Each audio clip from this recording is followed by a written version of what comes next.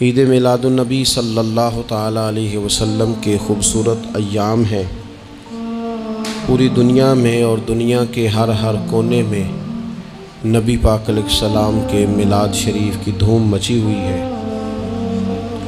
ہر جگہ حضور کے فضائل، خصائل، شمائل بیان ہو رہے ہیں۔ نبی پاک کی نعتوں سے پورا زمانہ گونج رہا ہے۔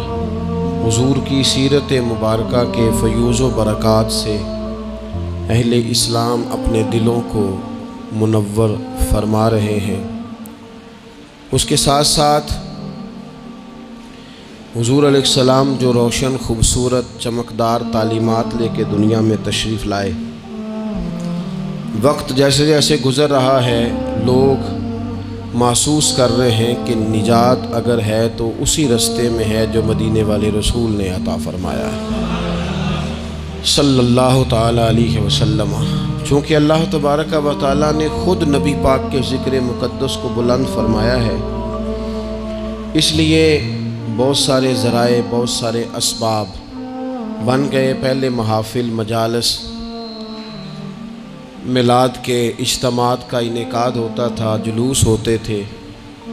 اب یہ کہ بڑے بڑے ٹی وی چینل اور دنیا کے بڑے بڑے نشریاتی ادارے، آپ جس طرف بھی دیکھیں گے رسول پاک علیہ السلام کا تذکرہ کرتے نظر آئیں گے۔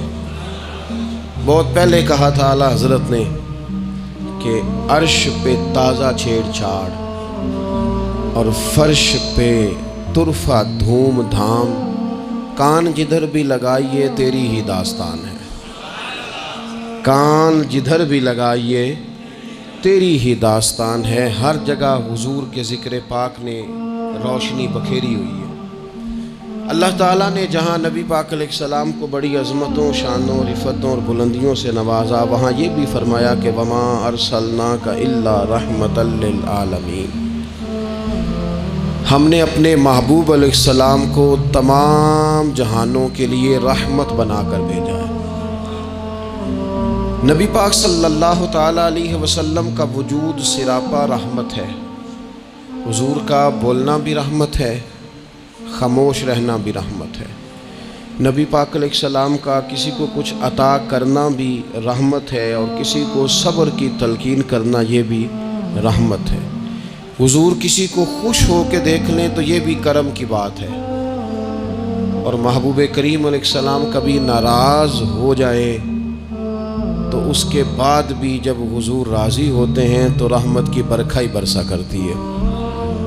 اور حضور علیہ السلام نے فرمایا ہے، میں نے اللہ کی بارگاہ میں یہ دعا کی ہے کہ مالک اگر میں کسی کو جھڑک دوں نا، کسی مسلمان مومن کو، تو مالک اسے بھی اتنا ثواب دینا جتنا تو فرض نماز کا ثواب عطا فرماتا ہے۔ تو وجود سارے کا سارا حضور کا رحمت کاملہ ہے۔ نبی پاک کا مسجد نبوی شریف میں بیٹھ کر پیغام دین دینا بھی رحمت ہے، اور حضور اگر اسلحہ پہن کر بدر کے میدان میں آ جائیں، اللہ کے دین کو نافذ کرنے کے لیے دست مبارک میں تلوار اٹھا لیں تو یہ بھی کائنات کے لیے رحمت ہے، یہ بھی فضل ہے۔ کیوں؟ اس لیے کہ اگر جڑی بوٹیاں کاٹی نہ جائیں تو اصل فصل کا نقصان کر جاتی ہیں۔ اس لیے ضروری ہوتا ہے کہ ایسی چیزوں کو تلف کر دیا جائے جو انسانیت کے لیے نقصان کا باعث۔ اللہ تعالیٰ نے نبی پاک علیہ السلام کے وجود کو سراپا رحمت بنایا۔ بدقسمتی یہ ہوئی کہ دور جب بدلا نا اور لوگ اپنی ضروریات زندگی کمانے کے لیے میدان میں آئے، تو وہ اس طرح کی کچھ دوڑ میں ہم سب لوگ شامل ہو گئے کہ ایک مخصوص سی مادہ پرستی، ایک مخصوص سا مزاج، دولت کی اینک سے ہر چیز کو دیکھنے کا، تو ڈھیر سارا کچھ شخص اچھا ہے، اس میں بہت بڑی تعداد میں بھلائیاں پائی جاتی ہیں، اتنی زیادہ بھلائیاں کسی میں پائی جاتی ہیں، اتنا پیارا آدمی ہے، اتنا شستہ اس کا مزاج ہے، لیکن ہم جب کسی سے ملتے ہیں تو ہم یہ دیکھتے ہیں کہ اس کی ساری اچھائیاں اپنی جگہ پر پتہ چلے نا کہ وہ ہمیں کیا دے سکتا ہے، ہمارے کس کام آ سکتا ہے، ہمارے لیے کتنا نفع بخش ہو سکتا ہے، ہمارے لیے کتنا سود مند.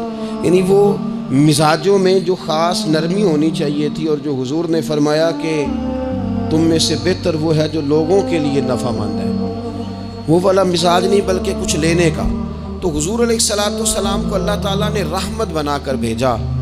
اس رحمت کاملہ ہی کی وجہ تھی کہ حضور نہ ظاہری طور پر بھی لوگوں کے جو روزمرہ کے معاملات تھے اس میں بھی بڑی خیر خواہی کے جذبات رکھتے تھے.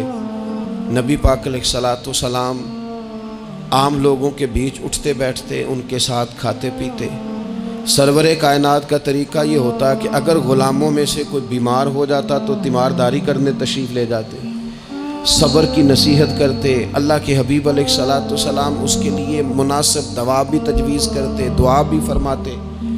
حضور نے فرمایا اگر تم میں سے کسی شخص کہ ہاں کوئی خوشی کا موقع ہو تو وہ مختار ہے، دعوت دے نہ دے، لیکن اگر کسی کا انتقال ہو جائے تو مجھے خبر ضرور دینا، میں جنازے پڑھنا چاہتا ہوں.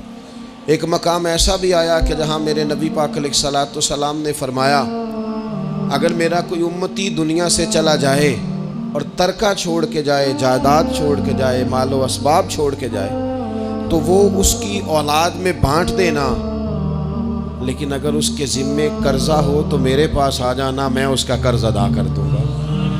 نبی پاک صلی اللہ تعالیٰ علیہ وسلم نے اپنی رحمت کے ساتھ امت کو جو حصہ عطا فرمایا، اور جس طرح سے حضور سید عالم صلی اللہ تعالیٰ علیہ وسلم نے ہمیں یہ اسباق پڑھائے، اس طرح ہونا نہیں چاہیے تھا. جو ترتیب آج دنیا میں لگ گئی ہے اور جس انداز میں مسلمان اپنے صبح و شام گزار رہا ہے، آپ یقین کریں کہ کبھی کبھی یوں محسوس ہوتا ہے کہ جیسے خالص رشتوں کا ہونا اور اخلاص کا موجود ہونا اور للہیت کا نصیب ہونا یہ شاید کوئی بے موسمہ سا پھل ہو گیا ہے.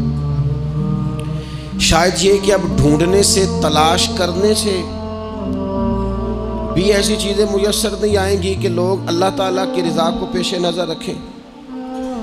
اور پھر اب تو اس طرح کا ماحول ہو گیا ہے کہ چونکہ زیادہ لوگ جھوٹ بولتے ہیں اللہ ماشاء اللہ، تو بیچ میں سچ بولنے والا عجیب لگتا ہے. چونکہ زیادہ دکانداری ہوتی ہے تو کوئی اخلاص کا مظاہرہ کرتا ہے تو وہ عجیب لگتا ہے. چونکہ زیادہ اللہ معاف فرمائے کہ دھوکہ دہی کا بازار گرم ہے تو اب یوں محسوس ہوتا ہے کہ جیسے کوئی بندہ کہہ رہا ہے میں صحیح سے چلوں گا تو لوگ سمجھتے ہیں شاید کوئی اداکاری کر رہا.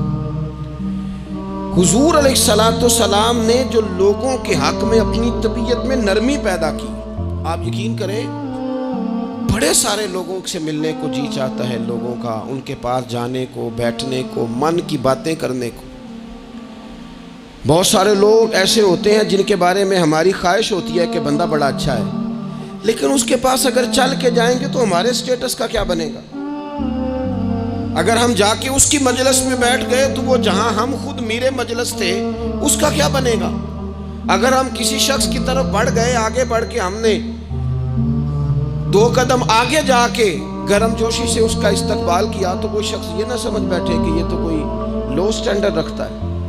ہم نے وہ اس طرح کے بیج بوئے ہیں انانیت کے کہ ڈھیر ساری تکلیف لوگوں کو ہماری وجہ سے ہوتی ہے. بہت سارے لوگ آزمائش کا شکار ہوتے ہیں. بعض لوگ آ جائیں، لوگ ڈھب سے کھانا نہیں کھا پاتے، لیکن وہ خاص رحمت اور وہ خاص نرمی جو نبی کریم نے ہمیں عطا فرمائی ہے، یار یہ کتنا. میں آپ کو ذاتی بات بتاتا ہوں، اپنے مخالف کو، گالی دینے والے کو، زندگی کے کسی کونے میں برا کہنے والے کو معاف کرنا بڑا مشکل کام ہے. کسی شخص نے 30 سال پہلے بھی کبھی آپ کو کوئی سخت لفظ کہا ہو تو وہ بندہ سامنے آئے تو بات یاد آ جاتی ہے، یار اس نے یہ کہا تھا. باتیں کھٹکتی ہیں.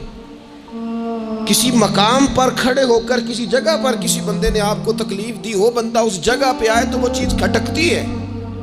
لیکن یہ اعزاز صرف رحمت للعالمین محبوب کا ہے کہ حضور کے سامنے جب وہ لوگ پیش ہوئے، حضرت وحشی جیسے کہ جنہوں نے پورا وجود کاٹ دیا تھا حضرت امیر حمزہ کا اور کان ناک آنکھیں نکال دی تھی، انہوں نے آ کے عرض کی حضور ہمارے جیسے گناہگار بھی آئیں تو معافی ہو جاتی ہے، فرمایا ہو جاتی ہے تو پڑھ کلمہ ہم فوراً ہی معاف کر دیں گے۔